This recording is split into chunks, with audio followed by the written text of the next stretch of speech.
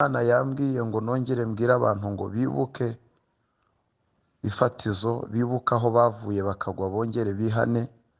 Ni ibihe biteye ubwoba ubwo abantu benshi cyane bagiye kwihakana Kristo ku mugaragaro. Ni ibihe bigiye gutuma abantu benshi cyane bishushanya bakihimbira inzira z'ibinyoma, bakabeshya ko arizo nzira Imana irimo kandi abantu benshi cyane bakaziyoboka. Ni ibihe abantu benshi cyane bagiye kwitandukanya bagasenga Imana mu buryo butandukanye. Ni ibihe amadini n'amatorero Satani ahagurutse kugira. Ni iminsi abantu benshi cyane batazi aho bari kwerekeza. Benshi bari kwibwira ko basenga, abandi bakibwira ko bakijijwe, nyamara imirimo yabo ikabahakanira mu kwizera kwabo. Ni iminsi ikomeye, ni iminsi igoye, ni iminsi iruhije. Bene data aho muherereye, ndongera kubibutsa ngo mwibuke umusaraba, mwibuke aho mwavuye mukagwa mwongere mwihane. Imana yambwiye ngo mbwire abantu bose ngo biyeze. Ni igihe kigoye, amagare amanutse ari menshi, ubwo Kristo aje mu buryo butandukanye. Yesu ashimwe. Mumeze mute bene data, inshuti z'umusaraba? Nongeye kubasuhuza mu izina rya Yesu aho muherereye, abari hafi na kure. Amahoro ya Yesu Kristo abe muri mwebwe.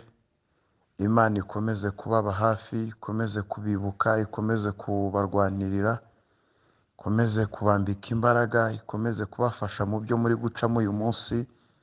Bimwe mubona ko bikomeye, mubona ko bitoroshye, Imana ikomeze kubana natwe. Nkomeje kugira ihishurirwa ry'ibihe turimo. Iyi ni iminsi hariho gutungurwa, ni iminsi ikomeye, ni iminsi abantu benshi cyane batazi icyiciro bahagazemo. Abantu twese turi mu gihiriri, ubwo abantu benshi cyane kwisobanukirwa byabananiye. Ariko Imana yambwiye ngo nongere mbwire abantu ngo bibuke ifatizo, bibuke aho bavuye bakagwa bongere bihane. Ni iminsi abantu benshi cyane batazi aho bari kwerekeza. Benshi bari kwibwira ko basenga, abandi bakibwira ko bakijijwe, nyamara imirimo yabo ikabahakanira mu kwizera kwabo.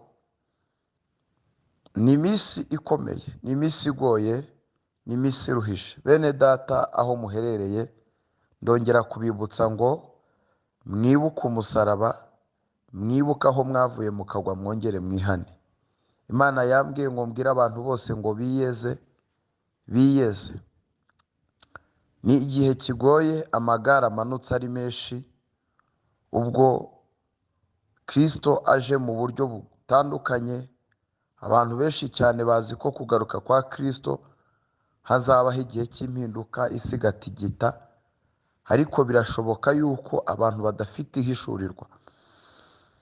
Ni ibihe bikomeye, ni ibihe bigoye ku muntu wese washyizweho ikimenyetso.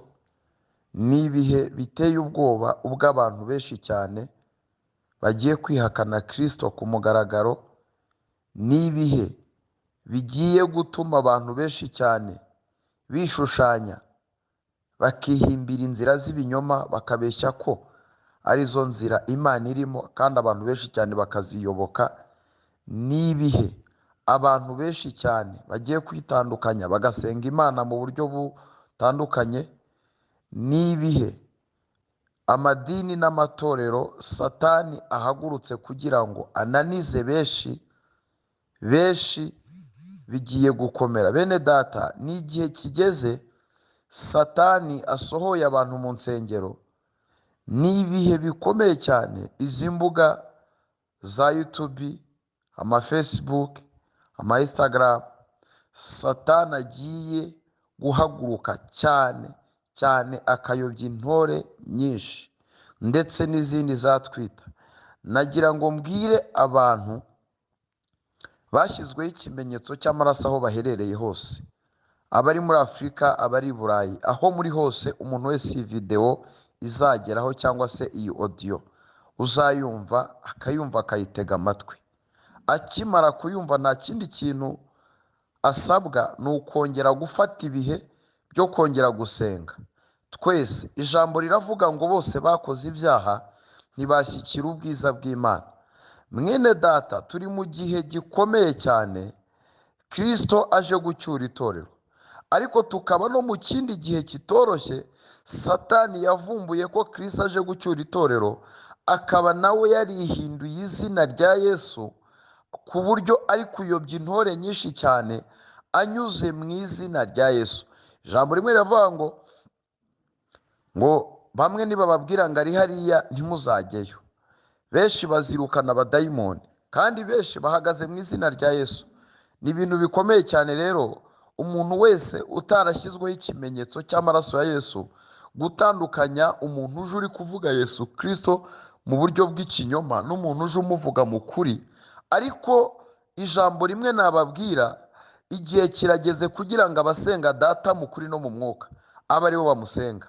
Habayeho gutungurwa cyane rero, ubwo ibizungerezi, ubwo abantu bakomeye, ubwo inzego zigiye zitandukanye muri Afurika impande n'impande bakeka ko kovide ariyo yatumye abantu bapfa. No, hagiye kubaho impfu zigiye gutandukana kandi ziteye ubwoba. Hagiye kubaho impfu ebyiri.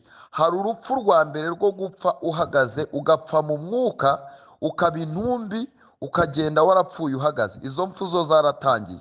Hari n'izindi mpfu zigiye gupfa mu buryo bugaragara kandi mu buryo buboneka, abantu bagiye gupfa, mugiye gutungurwa cyane. Ariko ndakumenyesha mwene data weho aho uri uherereye, iyeze witunganye, wihane ibyaha, witandukanye n'icyaha ndetse n'igisa nacyo. Nturebe kuri mwene so, nturebe kuri kanaka, nturebe kuri kanaka. Fata igihe uhindukire ugende usange buri umwe wese. Haba hari uwo wahemukiye, haba hari uwo utabaniye nabi, fata igihe umusabe imbabazi. Fata igihe cyo kongera kwikubita imbere y'Imana, uyibwire ngo nakoze ibyangwa n'amaso yawe. Wiyeze ugere ku rwego rwo kongera kumva yuko Imana ikwishimira. Va mu mwuka w'amadini, va mu mwuka wo mu nsengero, va mu mwuka w'inyigisho ziri kuzenguruka uyu mwanya. Shaka ubusabane bwawe n'Imana, kuko igihe kirageze. Imana iri gushaka umuntu ku giti cye. Mwene data, aya magare amanutse ari menshi. Mwene data, ibihe twinjiyemo bigiye gukomera benshi cyane. Satani agiye gukora ku manywa y'ihangu. Amateleviziyo menshi cyane agiye gukora, agiye kwihishurira abantu benshi cyane. Yagendaga mu buryo bwo mu mwuka, ariko agiye kugaragara mu mbaraga z'umubiri zambaye inyama n'amaraso. Ufite kuba hari ibanga wagiranye na Kristo ry'uko yagusezeranyije yuko azaza kukujyana mu ijuru. Ariko nimba ufite n'isezerano ry'ubugingo, wicogora, wiceceka, ongera ugaruke mu bihe byo gusenga, wongere wiyeze bundi bushya. Ahari yaba ari wewe, ahari yaba ari njyewe, twese tube maso kuko tutazi umunsi n'igihe.